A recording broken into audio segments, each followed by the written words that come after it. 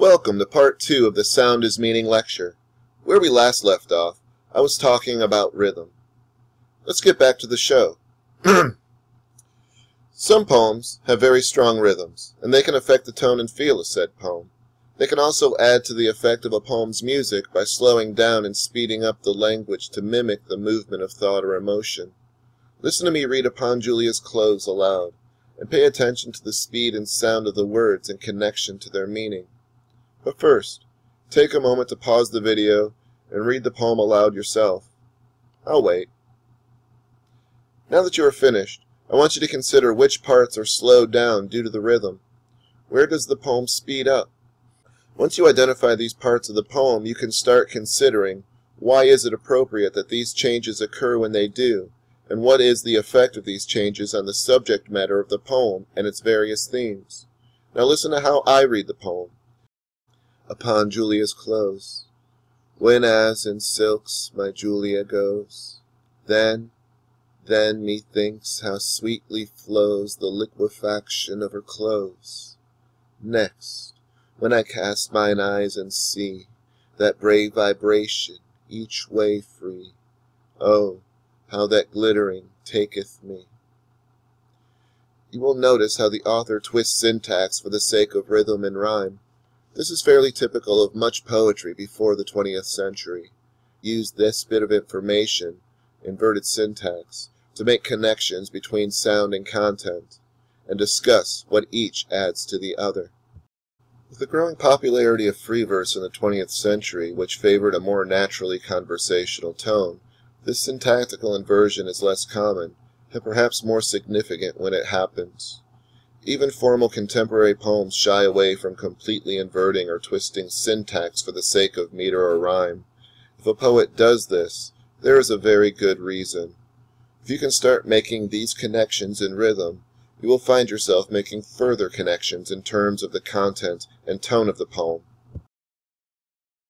Patterns of stresses and rhythms in poetry are called meter, and meter uses a basic measure in poetry called the foot, which is 2 and sometimes 3 syllables long. Of all the various poetic feet, the most common is the iamb. The iamb is like a foot rolling from heel to toe, heel, toe, heel, toe, heel, toe, kersmack. In fact, the word iamb means foot. The heel is the unstressed, the toe is the stressed. So not only does the iamb imitate the basic way we walk, but it also closely approximates our common speech patterns. What that means is that we tend to most often speak in iambs without even knowing it. Robert Frost was said to often compose poems in his head while he walked through the forest to help him write in metrical verse. An entire line of poetry made up of iambs is iambic. 5 of those iambs in a single line is called iambic pentameter, which is the most common metrical line in English verse by far. One way to remember the names of these poetic feet is that they tend to imitate the syllabic stresses that they represent. All except the dactyl. Think of the dactyl as the joints of your finger. The first is long, and the next 2 are short. When we look at meter, we often look for where the meter breaks, or utilizes other feet. These changes both maintain the reader's interest and point to significant portions of the poem, content-wise.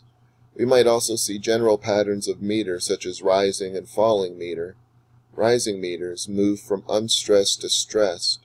Falling meters move from stressed to unstressed.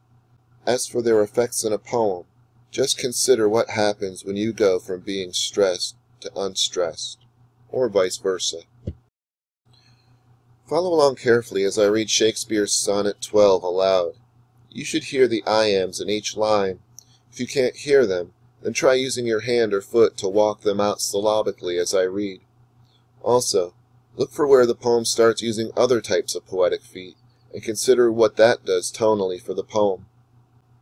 When I do count the clock that tells the time, and see the brave day sunk in hideous night, when I behold the violet past prime, and sable curls all silvered o'er with light, when lofty trees I see barren of leaves, which erst from heat did canopy the herd, and summers green, all girded up in sheaves, borne on the bier with white and bristly beard.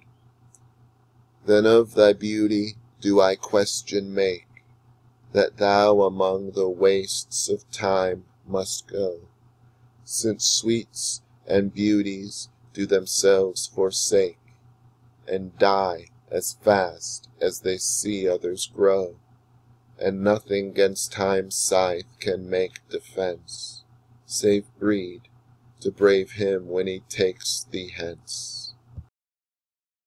Where did you notice the regular meter change? Where else? What is happening in those lines? What changes content-wise? Rhetorically? Tonally? Typically, these metrical changes signify other types of changes in the poem as well. The most traditional form of meter is pentameter, but there are many different sorts of lines. Each tends to have its own effect, again, depending on context. Typically, the longer the line is, the slower the reader moves through the poem. It reads whereas the lines that are 1 or 2 feet read very quickly down the page, often running or enjamming lines into one another grammatically. Therefore, typically, longer lines are more likely to be denser and cerebral, while shorter lines tend to create a more visceral experience. Remember, longer lines mean more feet per line.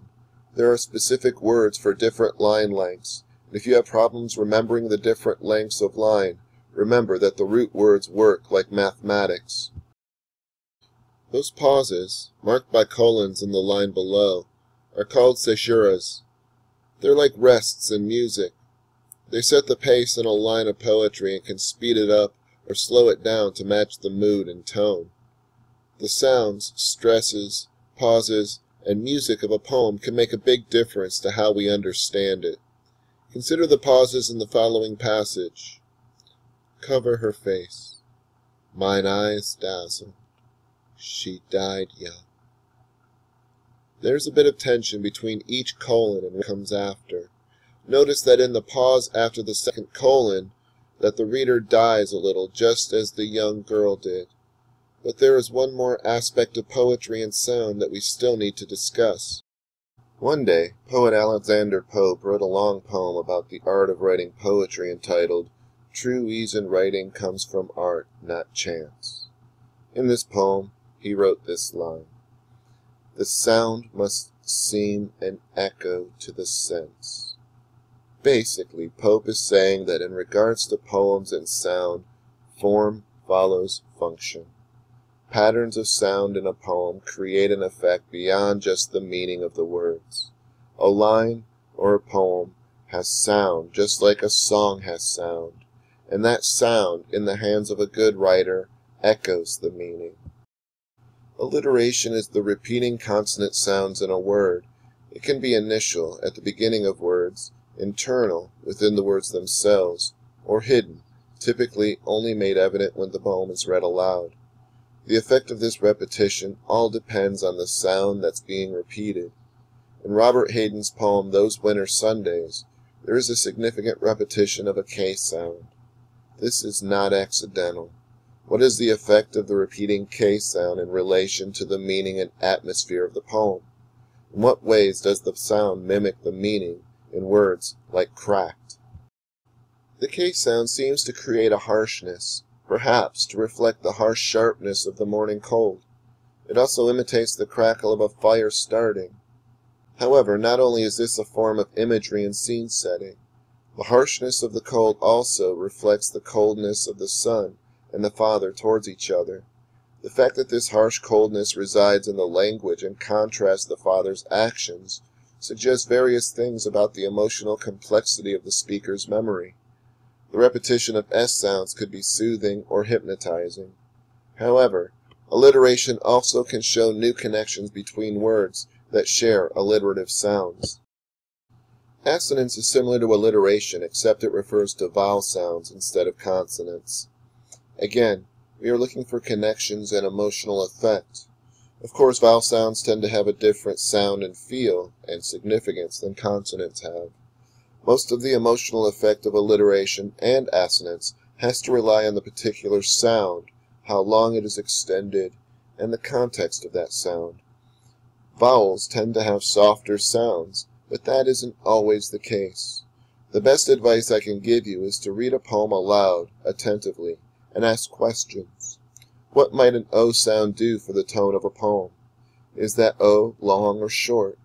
It makes a difference, but it is up to you as the reader and analyzer to reveal what that difference is. Listen to this line as I read it aloud. Late August was a pressure drop, rain, a sob in the body. Can you hear the drop repeating in sob and body? It has the subtle effect of deflating or depressing the reader. What becomes amazing is when we associate the sadness with sob and attach it to the word body. We take the emotional and apply it to the physical. Euphony is when a passage of poetry has a pleasing sound, usually signified by soft, rounded sounds. However, there may be soft plosive sounds like the P in the following passage from Christina Rossetti. When I am dead, my dearest, sing no sad songs for me. Plant thou no roses at my head, nor shady cypress tree. Euphonous passages avoid harsh or sharp sounds and typically signal a pleasant or beautiful moment. Cacophony, on the other hand, is when a series of sounds create a discordant or grating experience. This is typically achieved by harsh consonants such as G's, K's, and T's. Grate on their scrannel pipes of wretched straw. Cacophonous sounds typically signify danger, conflict, or disharmony. It is true that identifying euphony and cacophony is not an exact science. Everyone hears sounds differently. Where one might hear an S sound as soothing, others might find it irritating. One thing to remember with either euphony or cacophony is that if you are writing about it, the passage you identify should be fairly dramatic in its use of sound. And of course, you absolutely must discuss and justify why those sounds are important to your experience of the poem. Rhymes are echoes that come in many forms. Not all poems utilize rhyme. Many modern critics and poets feel it is an unnatural way of speaking, or what one critic called a way of spoiling plain prose. Rhyme creates a rhythm of its own, and has a very important reason for existing, however. We like rhymes. They help us to remember things and create a pattern that we can appreciate. The pattern of rhymes in a poem is called its rhyme scheme. These rhyme schemes vary from poem to poem, creating an effect that, like sound and rhythm, add to the understanding of said poem. But there are other reasons for rhythm and rhyme.